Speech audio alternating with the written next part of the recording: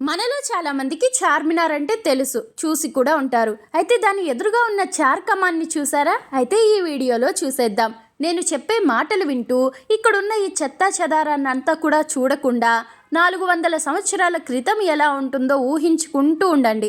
ఆ చుట్టూ ఉన్న బిల్డింగ్తో సహా బిల్డింగ్ని కూడా మీరు గమనించాలి, అది ఎలా ఉంది అన్నది. ఎందుకు నేను బిల్డింగ్ని ఇలా చెప్పానో మీకే చివర్లో అర్థమవుతుంది. ఇక చార్మినార్ ఎదురుగా ఉన్నది చార్మినార్ కమాన్. ఇప్పుడు మనం చూస్తున్నాం కదా, ఇదే. అలానే ఇది గుల్జర్ హౌస్ అంటారంట. ఇక్కడ ఉంది చూడండి, కింద వాటర్ ఫౌంటైన్ లాగా.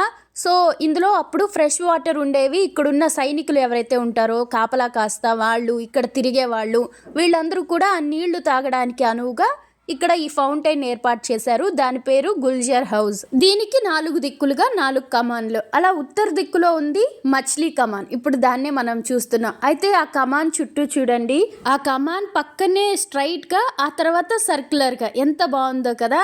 దీన్ని కన్స్ట్రక్ట్ చేసిన వాళ్ళు ఎవరు, ఈ ఆర్కిటెక్ట్ ఎవరు, ఈ పేర్లు కూడా చెప్తాను. అంతకంటే ముందు తూర్పు వైపు ఉన్నది కాళీ కమాన్ అంటారు. అయితే ఇది కొత్తగా కట్టినట్టు లేదంటే ఏదోలాగా ఉంది కదా, కొంచెం డిఫరెంట్గా ఉంది. మనం అనుకుందే నిజమండి. 2021 ఆ టైంలో ఇక్కడ ఇది రీకన్స్ట్రక్ట్ చేశారంట. అలానే దీనికి ఆపోజిట్ లో మరో కమాన్ ఉంటుంది, అది పశ్చిమ దిక్కు. దాని పేరు కూడా ఒకటి ఉంది, నాకు పలకడానికి రాట్లా, అందుకే రాసేస్తున్నాను. అయితే ఇది పాడైపోయింది. దీంట్లో నుంచి రాళ్ళు ఇటుకలు పడుతున్నాయంటే కొన్ని రోజులు పని చేస్తామని ఏదో అక్కడక్కడ ఇది చేసిపోయారంట. దాన్ని అయితే మార్చలేదు, మరి అది ఎప్పుడైనా కూలిపోవచ్చు. అయితే దీన్నే ఫాల్స్ కమాన్ అని కూడా అంటారంట.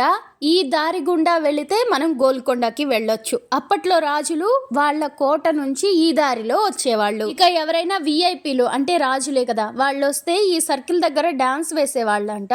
ఇక ఈ డాన్స్ వేసుకుంటూ ఇక్కడి నుంచి వాళ్ళని చార్మినార్ వరకు తీసుకువెళ్లేవారు. అలానే ఈ చుట్టూ ఉన్న బిల్డింగ్ చూస్తున్నారు కదా, ఎంత బాగుందో కదా. ఇక్కడంతా ధనవంతులు వాళ్ళు వీళ్ళు ఉండేవాళ్ళంట. మార్నింగ్ వాక్ రావడం కానీ, ఇక్కడ ఏదైనా జరిగితే మీటింగ్స్ కానీ ఇలాంటివన్నీ చేసేవాళ్ళంట. అంటే పబ్లిక్ గ్యాదరింగ్స్ అంటారు కదా, అలా. సో వీటినే వేరే వేరే పేరుతో పిలుస్తారంట. పెద్ద పెద్ద కంట్రీల్లో అయితే మనము సిటీ స్క్వేర్ అని వింటాము. సో అక్కడ ఏదైతే జరుగుతుందో, ఎలా అయితే ఉంటుందో, మన హైదరాబాద్లో కూడా అలానే ఉంటుంది. 432 సంవత్సరాలు అంతకంటే పూర్వం 1592లో మన భారతాన్ని ఆక్రమించిన ఇస్లాం రాజుల్లో ఒకరైన కులీ కుతుబ్ షా అనే ఆయన దీనికి ఫండింగ్ చేశారు. అయితే ఈ ప్లాన్ గీసి ఇలా కట్టాలి అని ఐడియా చేసిన వాళ్ళైతే మీర్ మొమిన్ అస్తరాబాది అంట. ఆయన ఇరాను ఏదో ఆ స్కాలరు అక్కడ నుంచి వచ్చిన ఆయన. సో ఇదండి చార్ కమాన్ విషయం. ఎలా ఉందో చూడండి. నాకైతే ఆ చుట్టూ ఉన్న సర్క్యులర్ బిల్డింగ్, ఆ సర్క్యులర్ బిల్డింగ్ లో నుంచి మళ్ళీ ప్రతి కమాన్కి దారి, ఆ దారి పక్కనే ఈ బిల్డింగ్కి ఆనుకొని, అంటే సేమ్ ఒకే బిల్డింగ్ని, అంటే ఇలా చూస్తున్నారు కదా, 4 వైపులా వీధుల్లాగా సర్క్యులర్గా, అంత బాగుంది. అయితే ఇవి ఒక్కొక్కటి 50 అడుగుల ఎత్తంట. ఎందుకు ఇంత ఎత్తుగా అని అంటే, ఏనుగుల మీద వాళ్ళ జెండాలు పట్టుకొని వస్తారు కదా, అవి హైట్గా ఉంటాయి కదా.